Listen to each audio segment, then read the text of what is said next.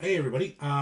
So what I wanted to do today was actually talk about something that just came out in September from the city of Vancouver, and well, I guess it's from the BC Ministry of Housing, and it's kind of their idea of how to implement standardized housing design.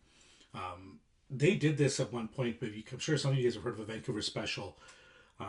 It's kind of a similar thing that they did back then, but basically taken up to 11. What's this going to allow you to do is you're actually going to be able to choose, and I'm going to take you guys through this, essentially different modules to build a home. And these plans have essentially been pre approved by the city. They haven't really said how long the permitting process should take if you're using a standardized house design, but the goal is to expedite the process significantly. Now, one of the big worries for people was, are all houses going to look the same? One thing I actually think that they did a great job on is there's a lot of variation on how you can make the house look based on the standardized designs. And they've even broken out some budget numbers for somebody that's kind of curious. What would it cost to actually build a duplex or a multiplex of this size? How do I calculate those numbers? They've kind of put together some sort of rough numbers and guidelines on how you calculate it. Now, for those that are in the business, I think that pricing is a little bit high, especially if you're someone that's going to be building to sell and on spec. But I think if you're someone coming in that's never built anything like this, and you're going to be dealing with a contractor or a builder, I think the prices are probably more realistic of what you'd be paying. There's definitely places to save, but at least they went through the effort to give people an idea of where this costing should be. So what I'm going to do is let me take you guys through kind of what they've done. So what they did is they actually released this catalog. The catalog is 82 pages. This is available. You can find it for download if you just search this information. And what they do in here is they essentially show you, what are the building blocks you can use in order to build your home. So they have specific building blocks for, the first floor, the middle floor, the upper floor, and your roof. And depending on the type of multifamily unit you're doing, you can kind of vary your choices. So there's some information, table of contents, of kind of what they go through. But let's kind of just get right into kind of like the different kind of systems that they're proposing. So here, as you can see, this is almost like Lego. It's kind of interesting the way they did it. So you have your ground floor plan. So typically in Vancouver, for instance, you wouldn't have a garage in your main house. It would be a detached garage. So you'd probably be doing something that's a no garage plan. But there's lots of places, Coquitlam, Burnaby, many homes have attached garages. Also, other places inside BC where you may be, wanting to do something with an attached garage. The second part is basically to add your second floor and third floor. There's options, to add a single floor or add two floors, depending on what's allowable in your area, and we'll get into that. And lastly, picking your roof type. Do you want a single pitch? Do you want a multi pitch? Do you want a flat roof? Do you want a gable roof? They've kind of given all those options of what you might want, and you kind of go through and pick it. So let's look at this a little bit more. Here's some examples they did. So let's say you're doing a more basic example here. So they have basically the regular pitched roof. So there's your gable roof. Here's your second floor plan. Here's your main floor plan. Over here, we have basically a 3-floor unit. You can see that's got an attached garage inside. So that's a little car parking in there. Let me zoom in on that for you guys a little bit. So if you see here, you can kind of see there's the garage. And then the third example is basically using a sloped roof, once again with 2 floors. So kind of a really neat concept of picking your plans. Also, I'm sure they will edit these as they go along, because some of the floor plans are pretty good. Some I think could definitely use some improvement. But it also, I guess, it's based on user. That's maybe just my own personal needs that I wouldn't like some of these floor plans. But overall, I am actually pretty impressed with what they've come up with. I mean, it took them a long time, but it's good that the end product is something so far on the surface looks very usable. Um, so let's keep going through here. The other thing they've done is they've kind of looked at how you would prep your site. So depending on the type of properties you're doing, you would have two properties next to each other. You could change the way the building blocks are set depending on the lot size. So here you're saying the base building block module is designed for a maximum site frontage of 33. So standardized lot typically in the Vancouver area is a 33-foot lot. I think this is where a lot of this is going to be happening. I think this is the goal to improve housing in Vancouver, is to allow more FSR on these smaller lots to basically increase the density. So here you can see some options that they have. So on a 33-foot lot, you could essentially offset the homes. So one's forward, one's back. And if you notice, this is a 2-floor home and this is a 3-floor home, providing some variety in the same area. Obviously, if you have larger sites, you could kind of do some offsetting. Maybe you could have detached garages here, parking. That's one big thing you're going to notice here is I don't know where the cars are going to go. A lot of these don't have parking. And I mean, that makes sense. On a 33-foot lot, if you're trying to put 4 dwellings, there's not going to be room for parking. So I don't know what the city's plan is there. Or they're just assuming people will be using less cars. I'm guessing that's kind of what they're thinking. Let's keep going. So I don't know really this title system opportunities, but let's kind of look at this. So what they're basically saying is, depending on what you choose for your building blocks, you're going to have opportunities on the way you lay out the lot. I think this is going to be really neat for builders to kind of come up with some cool concepts. One of the concepts, Aaron, let me zoom in on it here. This one here, which having basically a shared flex space in between. Now, if you're selling this and this is 4 different families, that may not be plausible, right? You're probably gonna have to split this into 4 yards. But in my mind, I was thinking, especially if we look down at this unit over here, where it's 2 dwellings, this very easily could be, grandparents with their kids, being able to share this backyard, having the kids be able to play, run between grandparents' house and coming back, and kind of really having a family unit while the property's being separate, right? So you're not hearing the noise or whatever, and you still have some separation within the family unit, but you are basically right next to each other, right? Essentially like living, side by side. But both families don't need as large of a property, right? So this could be equivalent to be building, these days people build a 3,000 or 3,500, 4,000 square foot house, and they put the grandparents kind of into a suite, and then they have their other area, but you're essentially still on top of each other. This allows some separation. I think it could actually have some really cool looks for the neighborhoods. I think there could be some cool character coming along, especially even if we kind of go to this one over here, where you've kind of got these offset properties on a larger lot and you have that shared backyard. I think it's really, really cool. There's a lot of opportunity for those that put in the effort to come up with, something different.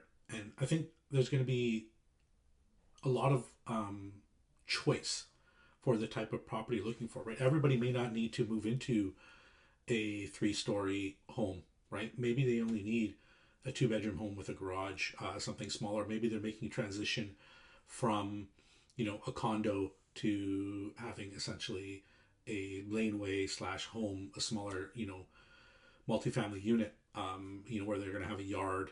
They don't have to go up an elevator to their home. They have somewhere to park their car, hopefully. I don't know how that's going to work, like I said. But I think it's, they've really talked about this missing middle where there's really nothing between somebody that's living in a condo to get to a home. The gap is just too big. So here are some sort of great samples of what different streetscapes could look like. Okay, obviously they're just using sort of, some generic colors here to separate the different styles of houses. But, if I kind of zoom in on this one here, you can see that these are sort of back to back, but with the roofs pitched the other opposite way. I'm assuming what that means is, the upstairs bedroom on this house are going to be over here. The upstairs bedrooms on this house are going to be over here, kind of allowing for some noise separation. Same thing with these units, right? The, sleeping area is going to be here.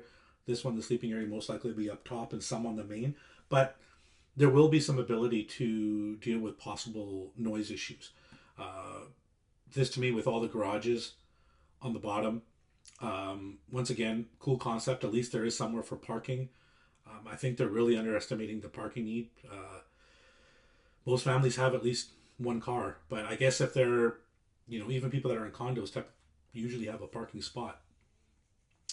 But I guess they're kind of trying to move to, getting away from cars. That's why they're trying to improve transit so much. But this will be a good option for those that actually need a car.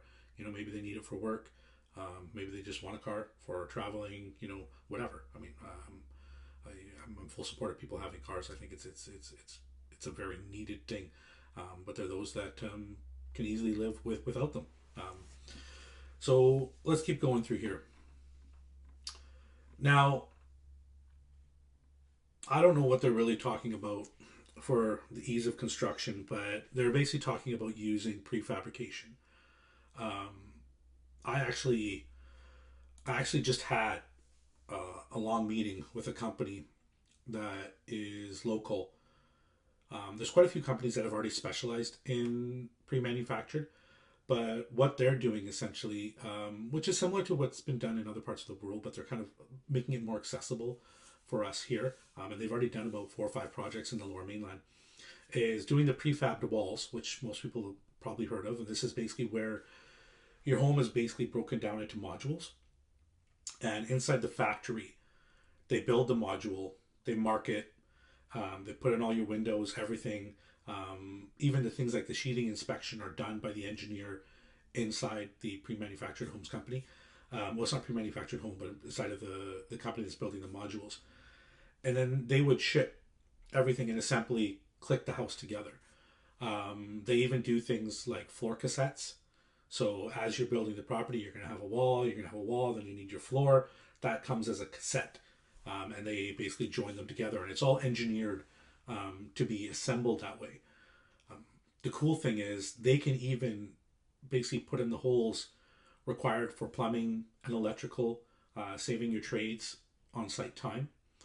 And it's a really neat concept, because what would happen is you would pour the foundation of the property, then a crane would show up with all of these modules on it, okay, the floor cassettes and the walls, and they would essentially just crane them in place and assemble them. It takes about, let's just say on a 3,000 square foot duplex, somewhere between 2 to 3 weeks to have the house completely framed, roof on, everything done. The nice thing about this is all of those modules and cassettes are built inside of a climate controlled, factory. So you don't have to worry about the wood being wet when they're installing the glue.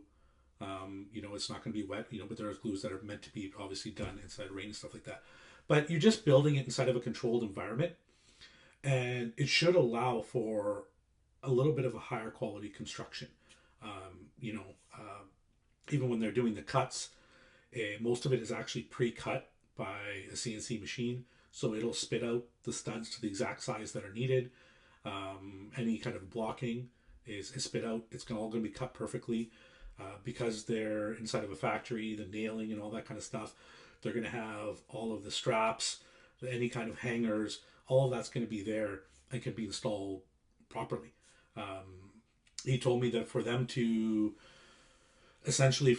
build an entire house, to do all the framing inside the factory, takes them about a week to 2 weeks, and can be done by about 4 people, because there's obviously a lot of cranes and machinery there to help them assemble it. And the way theirs works is the framing is actually projected onto the floor.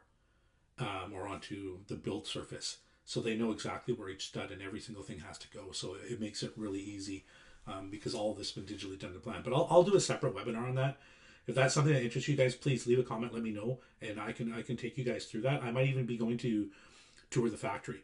So let's go back to this. So basically that's what they're talking about, the ease of construction. Because these are preset modules, once we do the engineering and work with the company to come up with the cassettes and the walls, it's very easy for us to, put up multiple units because we're going to be doing the same thing on each one, right? And that'll allow us to get more efficiencies by pre-drilling the holes for the electricians, pre-drilling the holes for the plumbers, allowing for chases for HVAC, and we can really tune the homes to be of a lot higher quality and tweaking them as we go. A builder I'm working with right now, that's really one of our goals that we've already started on, is coming up with how can we build a really high quality, efficient home, right? So not just efficient from an energy standpoint, but efficient from a usability standpoint. Do you have enough storage? Do you have a place to put things? Are you going to have weird drops? The lighting, all of that, really tuning it in where people can make their aesthetic choices, of, what colors they want, what finishes they want. But the bones of the home are actually of a very high quality and function really well. You don't have, issues with your air conditioning, with some rooms being colder than others and things like that. But I'm getting a little bit off base here. So let's look at some of the units. So what they have here is essentially an accessory building. So an accessory building would basically be a laneway. Here are a few different duplex options. Let me zoom in on this for you guys. So here are a few different duplex options. So you can see here, this is a back-to-back, 2-floor, back-to-back, 3-floor, and offset 2-floor, 3-floor. Here's a quadplex that you might do on a 33-foot lot. So these are 3-floor units. Once again, quadplex with offset 2-story and 3-story. And I'm not sure what the difference from townhouse to quadplex is in this case, but it might just be square footage. And then they have sort of these alternate designs. So you have your accessory dwelling. So this would be a laneway, triplex. I don't know why they're referring to a triplex, but let's look at some of these examples. So one thing here is they're kind of showing you, here's sort of an accessory building at the back. So here's an existing home, and this is basically adding a laneway at the back. But if you really take a close look at kind of how they've landscaped this, it doesn't feel like a conventional going down a street and every single house is in a row. This actually has, in my mind, a lot more character. I like that there's kind of this walkway going between the homes, going back to the accessory building. You're not walking through a very tight space, which typically is what happens when you go to a laneway from the front. You're going through like a 3-foot sidewalk, or you have to access it from the alley. This would allow accessibility from the front. You've got some nice landscaping. It really gives it more of a neighborhood feel. So I think it's nice what they're doing. These are just some statistics about kind of the different types of units. So if you're doing a single accessory unit, it'll be 2 stories. There'll be 2 bedrooms, 1.5 bathrooms. So that means a full bath with a powder room. Number of parking units, 0 indoor, 1 at grade. So I'm assuming that means that's just outside of the unit. They'll have essentially an exterior parking spot.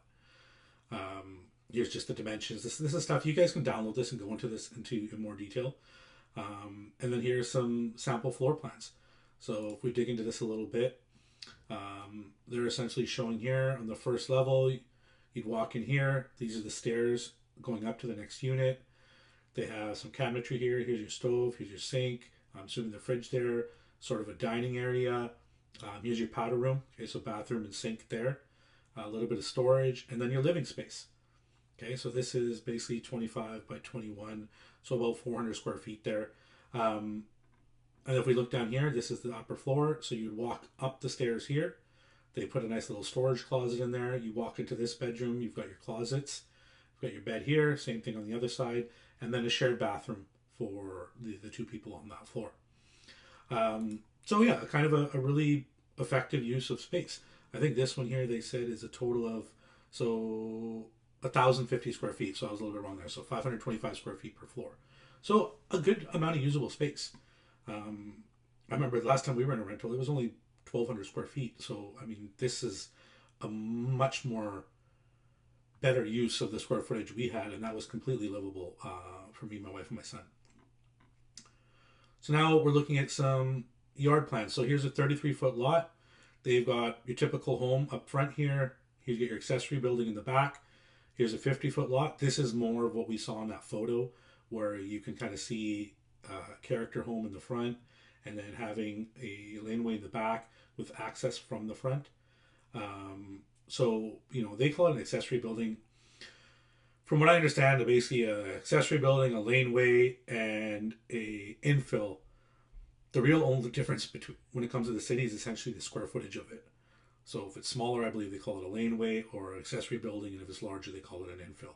I don't know why they just can't keep, you know, the same terminology, but I guess they're trying to differentiate it by square footage. So personalization here. This is pretty neat.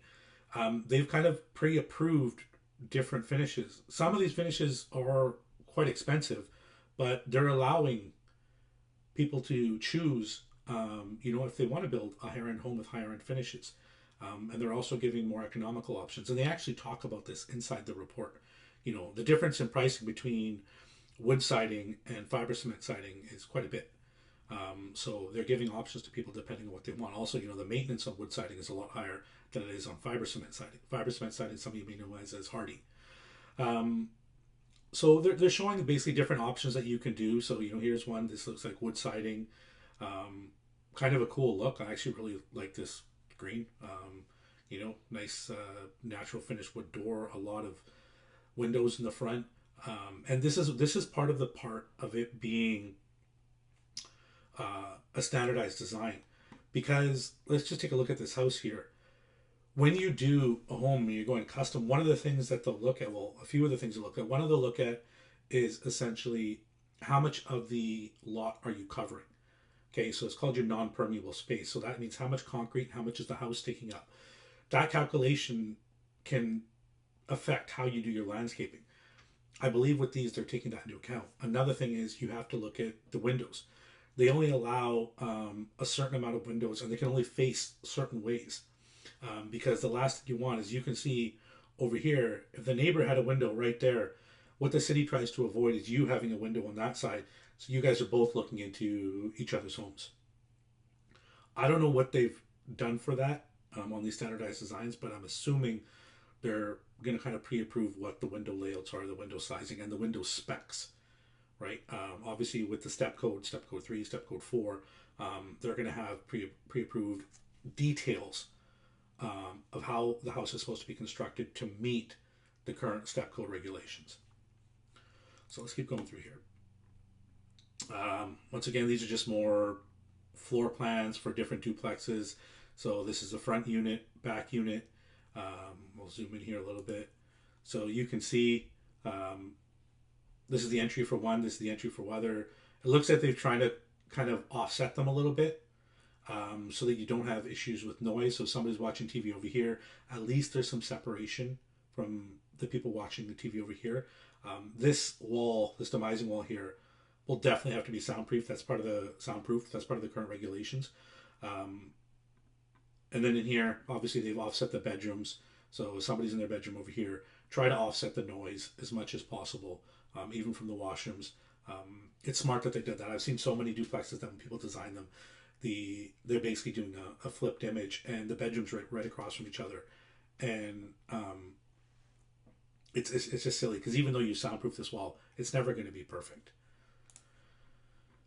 So once again, here is some site plans for doing a duplex. So how you can have the duplex. Here's 2 parking spots in the back, okay, to be shared. They look like they're not a garage, obviously. It looks like they're just surface parking. And you've got your 2 duplexes, front yard, backyard. Looks like they're giving more space to the front. Here, it looks like they've actually made it a little bit more equivalent. Oh, sorry. This is where there isn't a lane in the back. That's what they're showing you here. They're showing you that there's no lane in the back here. Whereas over here, they're showing that there actually is a lane, your 2 parking spots in the back. Once again, front, back access. This is pretty common these days. on a 50-foot lot, some parking, a lot of side yard. I don't understand what the point of that is. That's a lot of yard. Same thing here. It's almost like it's less square footage than you're allowed typically on a 50-foot lot. So I don't understand the reasoning behind that. Once again, here's just some more examples on cladding examples, what you can do. Here's one that they're showing you. I'll zoom in on this of a typical 3-story. I actually, I know some people probably won't, but I actually do like the look of these. I think they didn't go too far to the modern side, but they're clean, and I think they have a nice look. A duplex that we're doing right now, we're actually kind of mimicking a look like this. We actually have more windows, but I do like the way that this design is going, because it does have some. It doesn't look so out of place next to this classic home back here. It doesn't look like it's completely different when you have a totally modern home next to something that's a little bit more traditional. Well, here, so once again, guys, more floor plans. Feel free to download this. Take your time, look through it. Like, this is 3 levels. I'm not going to go too much into detail. Once again, they're giving you more examples. Like, we're only on page 30 of 80 of these, and it's just more and more design options. This is kind of a really neat one. So this duplex example here, if you can see, they're showing this is basically a 2-floor with a 3-floor. Let me zoom in on again. So they're showing that the front unit is 2-story and the rear unit is 3-story. And this is how it would look from the street. To me, this doesn't actually look like it's 2 separate homes. It looks like it's one large home, but these people in the front obviously have their access here, and the people in the back have this access here. And one complaint we often get with people when it comes to the duplexes is they don't like that the rear duplex feels like it's in the back, and it doesn't get that sort of, front street presence, that curb appeal. This, I feel like, solves that. I think it looks really good. So I think that's an attractive design. Once again, here they're just talking about the floors, number of beds, number of bath, how you're going to break down the square footage.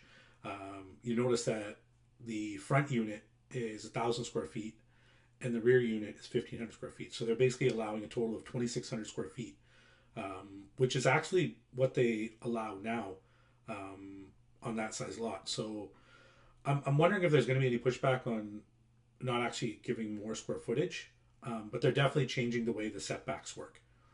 And here you can see, once again, let me zoom in here. So this is, if we go here, this is the upstairs of the 2 unit. This is the middle floor of the 3 floor, sorry, the 2 floor, 3 floor. And then when you go to the top, obviously this is the roof of the 2 floor. And this is sort of the master bedroom area of the 3rd floor. And they actually, in this one, looks like they put sort of a laundry or some kind of a flex space up here. I probably would change that to make it, this is something like where I mentioned some of the plans don't really make sense, because that's a really large laundry room for a unit of this size, where I'm sure people would much prefer to have either an extra bedroom, possibly having a larger master suite, something like that. Let's keep going here. So this is how, once again, showing how it's going to lay out on the lot with a lane, without. Personalization, they're talking about the different finishes you can use. This is a neat one. This is the one where I was talking about that I don't know if I like this plan, because all of these are essentially the noise issue. I like when it goes sort of 2-3, 2-3. I think that's going to be very effective. But the nice thing here is you can see all of the parking. But this goes down a driveway, if you notice here. I don't know how they're going to allow that, if that's only going to be on certain streets, or if you have, if you're subdividing a 60-foot lot, and this will be 33 on one side, 33 on the other, and you can kind of have sort of a common driveway between the two. They haven't really gotten into all of that, but once again, so this is just going through quadplex examples. Once again, guys, download it, take a look at it. If you have any questions, feel free to ask me on Pre-School. So this is the layout they're talking about, 50-foot rear yard with a lane. So I guess this is where they're saying there's a lane here, but you're actually, this is 80 feet for this, and then you're giving up all this. On a 80-foot plan, I don't know why they're saying this is 50-foot site plan for 80 feet. Where does this come from? I'm not sure. unless that's just the front street they're talking about. But it doesn't look like that based on if you look at this example they're showing here, because the street is over here, but they have that. Whatever. Getting into semantics here. More personalization. Quadplex. I like this design. This is what I was talking about 2 seconds ago. You can see this is lower, higher. There's a lower one back there, higher, as they show in the example. I think that's really neat. I like the offset because, once again, you can see this is all of the demising wall you're sharing. So the noise that would happen here will go out into the open space. You're going to have many less problems with noise and people complaining between the units. Because remember, these will be stratified. There will be some type of strata having to be set up. You may not have strata fees. That really depends on how the builder sets it up. But I'm sure there are people out there that actually do set these up as proper stratas. So it's something we'll have to learn and see how it goes. But I really like this design for working on essentially a 50-foot like so. I think it gives everybody kind of a little bit of, we see here, a little bit of privacy for each of the yards. Obviously the end unit and the front unit get the most, yard space. And here I'm assuming this is what their parking plan is, which is good. At least they've kind of thought of it, but I think if there's there needs to be an advantage given to people that put in parking as opposed to those that don't. If they decide to save on the parking, like so, I think there should be a little bit of square footage given to people that do put in parking. Or maybe the market will decide, because someone going to buy one of these units here, let me zoom out, one of these units here, the value of these may be higher because you actually get a parking spot. Right. Again, just more personalization examples. They're kind of going through the same thing. See this look here. I don't know where these mountains are. It feels like this is more Arizona than BC. Maybe Kelowna, Osoyoos. That would kind of be the look they're going for here. But once again, yeah, I think it looks smart. Kind of whip through these. Once again, guys, just download them. Take a look at them. So here's some alternative designs. So if we look here, what they're showing is essentially an existing character home, right? And then having an accessory building on the side where you can walk up. And I think they're trying to show here that this could be, they really are trying to push, trying to have family support their grandparents instead of putting them to homes. And the issue for most people have been, it's hard to create a space for your grandparents or your mom, your dad to live safely. In my current home, when I built it, that was a huge consideration. I built a wheelchair ramp to basically have a space for my mom to be able to live with us for as long as possible. We built everything basically accessible in the unit. So this, I think, will be an effective option to help, seniors stay with their families and give options where you can have more accessibility for them and have them have a better, make their lives easier. One thing I think kind of funny here, they're actually showing a set of stairs here, and this really, in my mind, would you just easily go this way up like this, put a nice little wheelchair ramp there. You could have the stairs as well, but it would be a really effective way. My mom had a really bad fall, and we had to call 911 to basically come help her because they said basically not to lift her because she's at an age where she's fragile, and if I was to lift her, I could actually hurt her. And that's the reason. It wasn't about strength in that. It was about, you could actually cause more injury. And when the paramedics arrived, they were so pleased that we had put the wheelchair ramp in. I actually went to the city and I made sure that between the outside and interior of my mom's home, we have no sill. There's no bump for them to go over. It's actually completely flush. And I also left enough space for them to be able to turn their gurney through. And the door is wider. It's a full 36-inch.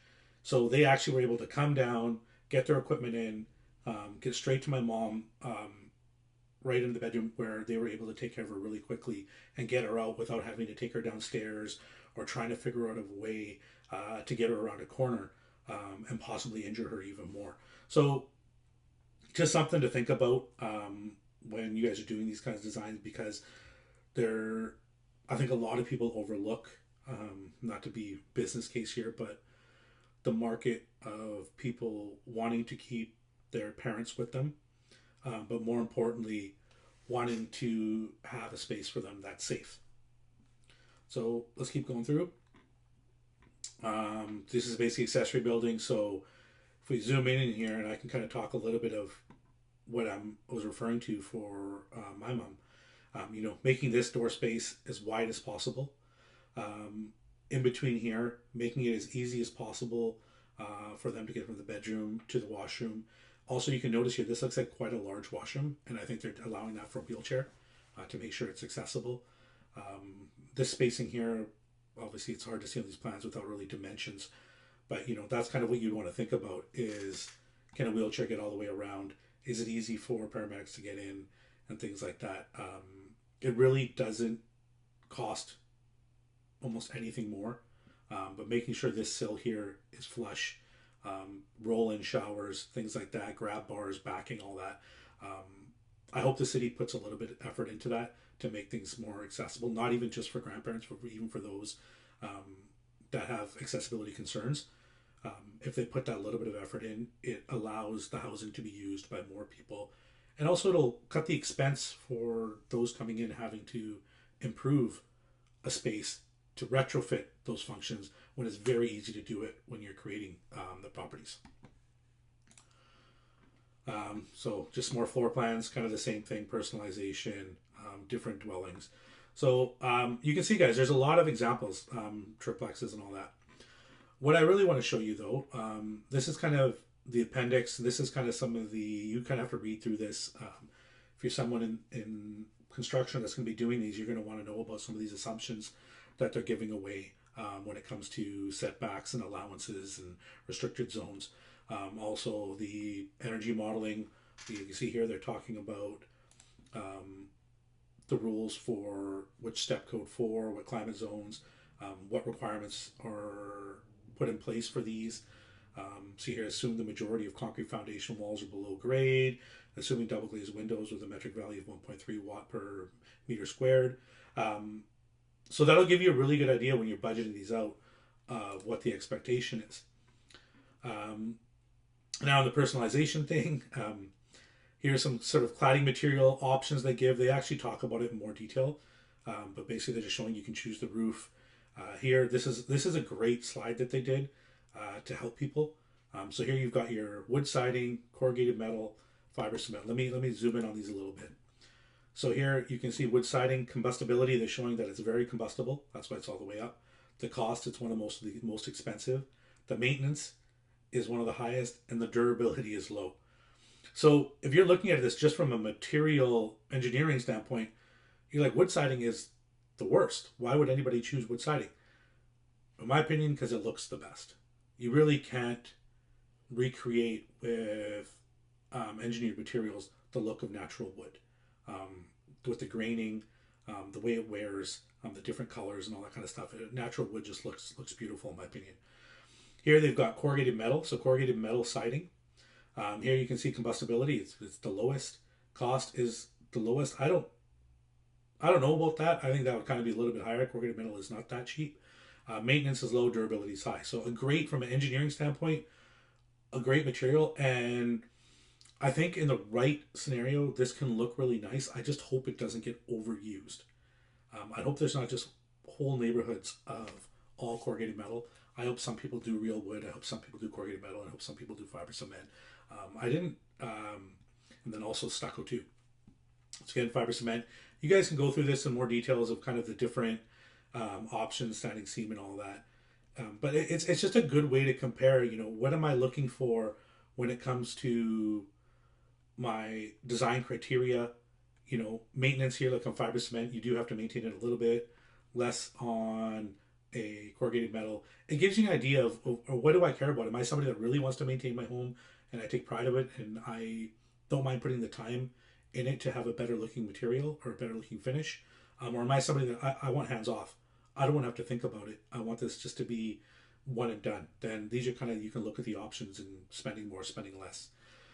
Once again, they're doing the same thing with roofing, just kind of going through asphalt shingle, standing seam, wood shingle. Um, so when they're talking about solar shading, this is basically allowing you to have different essentially awnings in the front of the home. So here you can see exterior roller blinds. So these actually kind of slide out from the wall. Here you can have a metal plate. So this would be fixed, allowing you to do a little bit of design option here where they kind of got like this L on the top and bottom, or where you'd be able to do a covered porch. I was actually just talking to somebody recently that they really miss the look of having a front porch in a house. It was really common back in the day, and I actually did a house in the west side where we did a covered porch for a couple, and I just loved it. They had some chairs out there, and it just kind of completely changes the look of the house. So this will be an interesting option how people start using this. I think it might make a sort of a comeback because the people in certain units, whether you're in the front unit, you probably won't have a porch. The back unit will, or if you're in one of the middle units, you won't have somewhere to kind of sit out. You can put your barbecue in there. This doesn't necessarily mean this is facing the street, right? Because remember, on a lot of the examples, you could be facing, essentially, the houses are facing sideways. So it could be a very useful option, and really, I think there can be a lot of design. I'm quite excited about this because obviously you guys know I love design and coming up with different concepts. So I actually like this idea. So that's kind of everything that they sort of showed. There is a supplementary PDF that they created where they talk about budgeting, so you can download that if you want me to go through it. Once again, guys, leave comments. I can take you through it and show you what it's about. But hopefully you guys enjoyed this. Hopefully you found this informative. Please, guys, give me comments, give me feedback. Come on Priya School. Let me know.